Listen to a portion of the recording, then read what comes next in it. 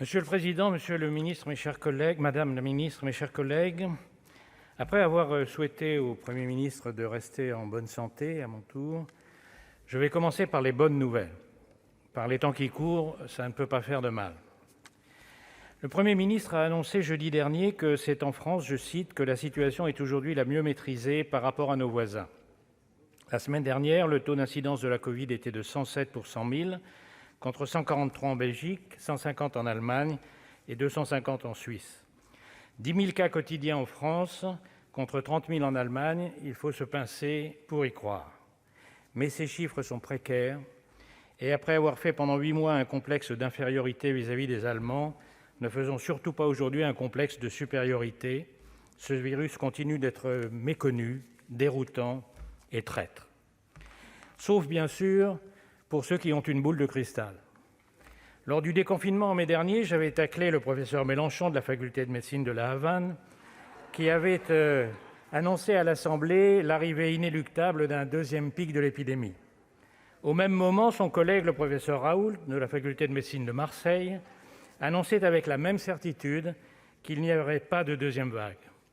Bingo, c'est Mélenchon qui a décroché le pompon et qui s'est immédiatement auto-décerné sur Twitter le prix Nobel de médecine prophétique, comme tant d'autres d'ailleurs, sur les plateaux de télévision.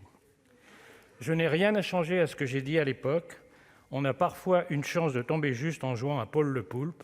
Après tout, même les horloges arrêtées donnent l'heure exacte 2 fois par jour. La deuxième bonne nouvelle, c'est que les complotistes ont tort. Tous les anti-sciences sont en train de recevoir le meilleur des démentis et les scientifiques la meilleure des confirmations. 7 jours en janvier dernier pour séquencer le génome du virus, 303 jours entre le premier patient et la sortie d'un vaccin, là où il fallait 10 ans auparavant. D'ici quelques mois, la pandémie sera vaincue par une extraordinaire performance scientifique, technologique, industrielle et logistique mondiale. J'allais dire mondialisée, mais je ne voudrais choquer personne. Bien sûr, les anti-sciences ne vont pas lâcher le morceau. Ils essaient maintenant de discréditer les vaccins, avec un certain succès, si l'on en croit les sondages qui affirment que 60% de la population serait réticente. Les sondages disaient aussi qu'Hillary Clinton serait élue contre Trump et que les Anglais voteraient contre le Brexit. Si l'on faisait le boulot en demandant à ceux qui hésitent, si c'est parce qu'ils sont contre les vaccins ou si c'est parce qu'il y a encore des incertitudes, on découvrirait que les Français, loin d'être des obscurantistes, sont au contraire des gens très rationnels, une petite minorité d'anti-vaccins et une grande majorité qui se dit « avant que ma grand-mère se fasse vacciner, je veux être sûr qu'elle ne risque rien ». Je vais vous proposer le sondage de l'Institut Malhuret. Depuis plus d'1 mois, nous sommes en rupture de stock de vaccins anti-grippe.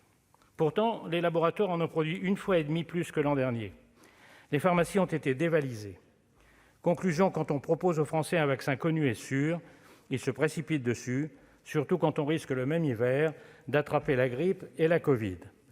Mon pronostic, quand nous commencerons la vaccination après que les Anglais et les Américains l'auront reçue depuis 1 mois, ce qu'il faut craindre, ce n'est pas que les doses restent dans les congélateurs, mais que nous peinions à répondre à la demande. Il y a beaucoup d'autres bonnes nouvelles en ces temps de morosité, où en plus les jours raccourcissent. Les progrès impressionnants des équipes médicales qui ont divisé par 2 les décès en réanimation, le financement européen commun d'un plan de relance de 750 milliards d'euros, la résistance de nos sociétés, et notamment de la nôtre, confrontée à une triple crise sanitaire, économique, terroriste, et qui ne craque pas. Mais ce n'est pas le sujet d'aujourd'hui. J'en viens aux nouvelles plus préoccupantes, et la première est que nous sommes loin d'en avoir fini avec l'épidémie. Lors du premier discours du Premier ministre ici en juin dernier, je lui avais dit qu'on lui avait confié un job à 10 000 aspirines. J'étais peut-être en dessous de la réalité. La course de vitesse a commencé entre la probabilité d'une 3e vague qu'il faudra réussir à maîtriser et l'arrivée de l'immunité collective avec l'aide du vaccin qu'il faudra réussir à assurer. Les mois qui viennent seront le véritable crash test de l'épidémie pour le gouvernement qui sera jugé sur son issue et pour tous les Français qui seront à la fin s'ils font encore partie des nations qui résistent et qui réussissent ou des nations déclassées et reléguées en 2e division. Le premier acte de la pandémie fut mondialement une immense surprise, une immense incompréhension et une immense pagaille, à l'exception des pays asiatiques déjà confrontés aux problèmes dans le passé.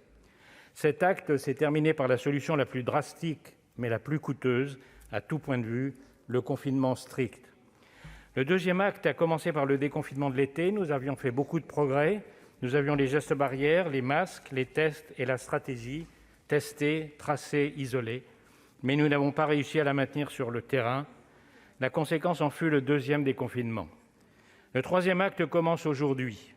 Si nous voulons le réussir, il faut identifier nos points faibles, et j'en vois deux principaux. L'isolement d'abord, qui divise la France en deux camps, obligatoire ou non. Posé en ces termes, la question n'a pas de solution. Entre l'isolement laissé au gré de chacun qui aboutira au même résultat qu'en octobre et l'isolement obligatoire qui conduira nombre de nos concitoyens à refuser les tests, la solution est un isolement réellement accompagné, avec des équipes allant à domicile et de réelles possibilités d'accueil pour ceux qui ne peuvent rester chez eux. Votre déclaration, monsieur le ministre, et l'annonce de moyens humains accrus montrent que vous l'avez compris. Mais c'est sur l'action que portent mes craintes. La coordination nécessaire entre tant d'acteurs, hôpitaux publics, privés, soignants, libéraux, laboratoires, collectivités territoriales, n'a jamais pu être réellement assurée jusqu'à ce jour par une administration de la santé effondrée sous son propre poids et multipliant les injonctions contradictoires. Un mauvais général vaut mieux que deux bons, disait Napoléon. Il y a beaucoup de choses dont les Français croient que le monde nous envie et que le monde ne nous envie pas du tout. Vous avez là un énorme défi à relever. Le deuxième défi est la logistique pour acheminer les vaccins jusqu'à leurs destinataires. Je disais tout à l'heure que nous sommes en rupture de stock de vaccins anti-grippe.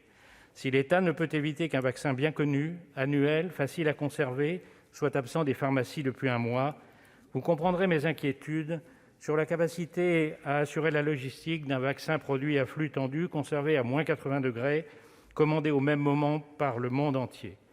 Ma crainte n'est pas que les Français ne veuillent pas se faire vacciner, c'est qu'ils ne puissent pas se faire vacciner. Voilà votre deuxième défi, monsieur le ministre, et je vous souhaite de tout cœur d'arriver à le relever, mais il va vous falloir encore bien des boîtes d'aspirine. Cette année se termine sur une note amère. Le deuil de ceux qui nous ont quittés, le désespoir de ceux qui ont perdu leur travail ou qui vont le perdre, l'angoisse des acteurs du monde de la culture, de la restauration, du tourisme et de bien d'autres qui n'ont qu'une envie, reprendre leur activité et qui ne peuvent le faire. La France déprime et c'est bien compréhensible. Mais nous serions mal avisés d'en rester à ce constat et surtout de le noircir encore. Le Time, premier news magazine américain, titre cette semaine « La pire année de l'histoire ». C'est faux. Pensons à ceux qui étaient dans les tranchées de Verdun à 18 ans, pensons à ceux qui ont eu 20 ans en 1940. Rien n'explique mieux le bon vieux temps qu'une mauvaise mémoire. 2020 est une épreuve, mais ce n'est qu'une épreuve, et l'humanité en a surmonté de bien plus graves. Après 2020, année de la tristesse, viendra 2021, et grâce au vaccin, grâce à notre respect des règles, grâce à notre solidarité, ce sera l'année de l'espoir, l'année où nous surmonterons à notre tour l'épreuve qui nous est assignée. C'est le vœu que je forme aujourd'hui. Merci, Monsieur le Président. Nous nous associons à vos vœux.